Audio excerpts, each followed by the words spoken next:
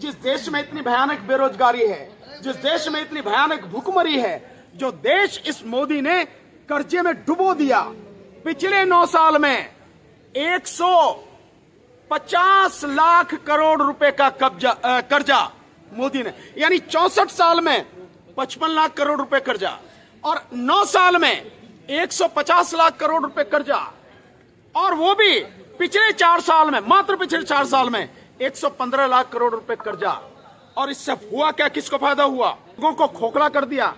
उनकी जेब में पैसा नहीं है, और अगर पैसा होता तो 81 करोड़ से ज्यादा लोगों को सरकार 5 किलो अनाज की जो भीख दे रही है, क्या वो भीख देनी होती? नहीं ना। मैं तो कह रहा हूं, बिल्कुल मैं जानता हूं कि ईवीएम से चुनाव नहीं होगा। आप लिख लीजिए मेरी बात। और चुनाव आयोग कहां तक आ गया? अब जगह जगह ईवीएम दिखा रहा है ना, कह रहा एडवर्टाइजमेंट कर रहा है ना, किसके कहने पे कर रहा है? पहले तो नहीं किया। मालूम है कहां से हुक्म आया है जिसके कहने पे कर रहा है? और हमारी जान चली जाए, हमें इसकी परवाह नहीं है। लेकिन मैं फिर कह रहा हूं, 2024 का चुनाव ईवीएम से नहीं होने देंगे, नहीं होने देंगे, नहीं होने देंगे। 2024 का लोकसभा चुनाव केवल और केवल बैलेट पेपर से होगा, और किसी को डरने की जरूरत नहीं है। इस देश की जनता के किसी भी नागरिक को, गरीब से गरीब और कमजोर से कमजोर को डरने की जरूरत नहीं।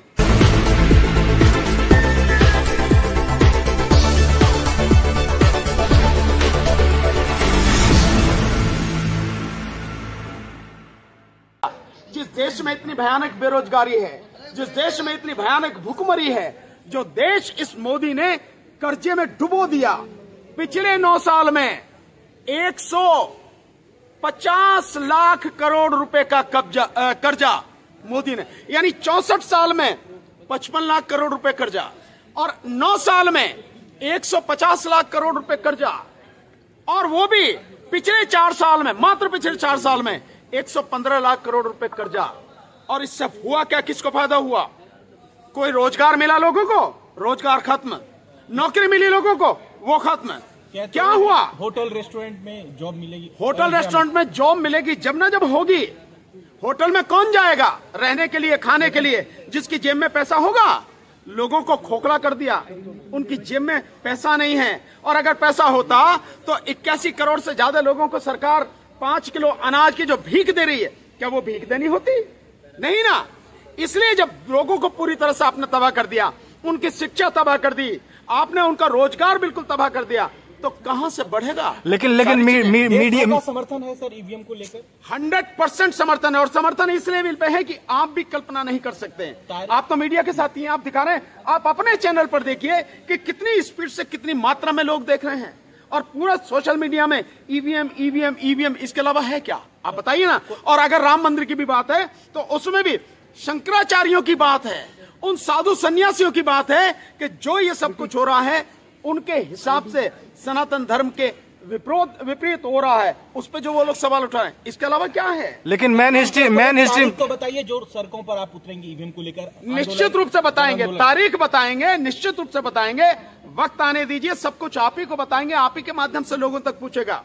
सही समय पर सही बात बताई जाएगी, सही कदम उठाया जाएगा, और ईवीएम से चुनाव हर कीमत पर रोका जाएगा। लेकिन सर, चुनाव आयोग का देख रहे हैं कदम, वो अभी भी मानने को तैयार नहीं है ईवीएम हैक होता है। अगर 2024 के लोकसभा चुनाव में ईवीएम को बैन नहीं करा जाता है, फिर आपका क्या कदम होगा? नहीं, आप कह रहे हैं अगर मगर, मैं तो कह रहा हूँ, बिल्कुल मैं जानता हूँ कि ईवीएम से चुनाव नहीं होगा। आप लिख लीजिए मेरी बात। और चुनाव आयोग कहां तक आ गया?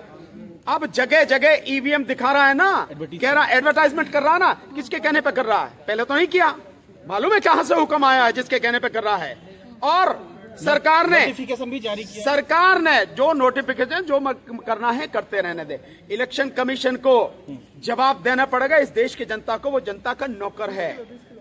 और इस देश की जनता ने अब समझ लिया, ठान लिया है कि इस बार का चुनाव केवल और केवल बैलेट पेपर से कराना है।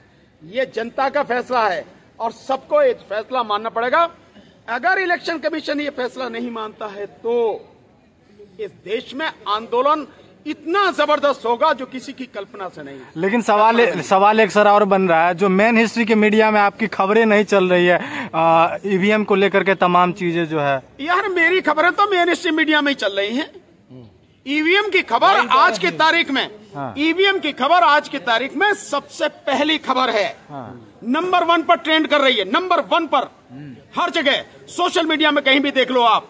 और जिसे तुम मेन स्ट्रीम मीडिया जिसकी बात कर रहे हो, मैं तो उसे जानता भी नहीं कौन सा मीडिया भाई, किसकी बात कर रहे हो, पता नहीं कौन सा भारत है, कौन सा भारत है। आज तक सबसे बड़ा प्लेटफॉर्म है, असली भारत तो यही है, आज तक सबसे बड़ा प्लेटफॉर्म है। अच्छा, वो जो मतलब फौर्जरी करके जेल में हो गए थे उनकी बात कर रहे हो आप, यही है ना बात। असली मीडिया वो है जो देश की बात दिखाए, सच दिखाए, सच लोगों के सामने लाए, वो लोग भी लोगों के हकों की बात करे, वो है मेन स्ट्रीम मीडिया और वो है आप। आज देश के कोने कोने तक अगर ये बात पहुंच रही है तो पहुंचाने वाले आप हो, सोशल मीडिया, ये है main stream media. Prime minister मानेंगे इस बात को जिसका आप लगातार जिक्र? प्राइम मिनिस्टर कौन होता है मानने वाला? क्या प्राइम मिनिस्टर देखते नहीं क्या? प्राइम मिनिस्टर हमारे विषय में बहुत अच्छी तरह से जानते हैं। प्राइम मिनिस्टर के पास में हमारे साथ जुड़े हुए साथियों की एक एक चीज की इंफॉर्मेशन है, एक एक चीज की, हम कहां जा रहे हैं, क्या कर रहे हैं, इन चीजों की इंफॉर्मेशन है। और प्राइम मिनिस्टर हमारी इनको देखते हैं, जो उनके हैं, जो लगा रखे हैं उन्होंने साथ में, सब उनको दिखाते हैं, उनको सब मालूम है। ऐसा नहीं है कि नहीं मालूम, हमें भी मालूम और ये बात आप भी जानते हैं। ईवीएम पे ये आपका अंतिम फैसला है सड़कों पर? 100% मैंने आपको बता दिया, हमारी जान चली जाए हमें इसकी परवाह नहीं है। लेकिन मैं फिर कह रहा हूं, 2024 का चुनाव ईवीएम से नहीं होने देंगे, नहीं होने देंगे, नहीं होने देंगे। 2024 का लोकसभा चुनाव केवल और केवल बैलेट पेपर से होगा और किसी को डरने की जरूरत नहीं है। इस देश की जनता के किसी भी नागरिक को, गरीब से गरीब और कमजोर से कमजोर को डरने की जरूरत नहीं। खड़े हैं ना हम खड़े, हम देखते हैं कि कौन आपका क्या बिगाड़ता है। और जैसे समझ में आ रहा है, हमें भी जो लग रहा है, हो सकता है चुनाव को थोड़ा सा पहले करा दिया जाए और आचार संहिता लगा के जनता का गला घोंटने की कोशिश की जाए, जनता बाहर सड़कों पर निकले उसे रोकने की कोशिश की जाए। लेकिन मेरा जनता से आग्रह है, ये अंतिम लड़ाई है आपको और आपके बच्चों के भविष्य को बचाने की। अपने बच्चों के लिए तो लड़ोगे कि नहीं लड़ोगे? जवाब देना मुझे इस बात का कि अपने बच्चों के लिए लड़ोगे नहीं लड़ोगे? अपने बच्चों के लिए लड़ना पड़ेगा आपको, और ये आखिरी लड़ाई है। और मैं देखता हूं कि आचार संहिता लगा के इलेक्शन कमीशन तुम्हारा क्या बिगाड़ता है, हम बताएंगे उसे, लीगली कानूनी तरीके से बताएंगे, उसकी औकात बताएंगे हम आपको। तो घबराने की किसी को जरूरत नहीं है। ये धमकियां हमने बहुत देखी, हमने बहुत समझा है, जाना है, इससे किसी को घबराने की जरूरत नहीं है। जिस दिन आवाज लगे सड़क पर आना है तो मतलब सड़क पर आना है, जाम करना है तो जाम करना है। और इसके आगे जो भी बात होगी, जो मैं कह रहा हूं, इस बात को ध्यान रख के वही बात करनी है जो मैं कह रहा हूं।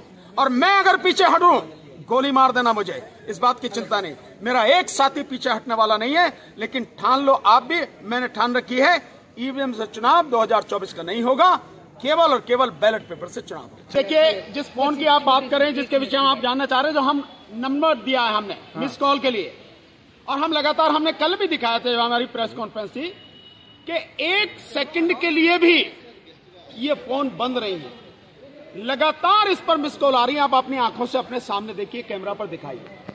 और आज सुबह से इस पर 12,000 फिर से 12,000 फोन फिर से आ गए। मतलब ये कल जो 1 लाख बताया था, उसके बाद से लेकर आज सुबह की बात कर रहा हूं, रात का डाटा अलग है।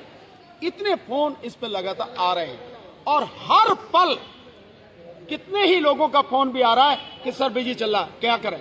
आप देख रहे हैं अपनी आंखों के सामने, इतना फोन आ रहा है, इतना फोन आ रहा है कि बिजी है लगातार। तो क्रांति का 100% क्रांति का आगाज होगा। और ये बहुत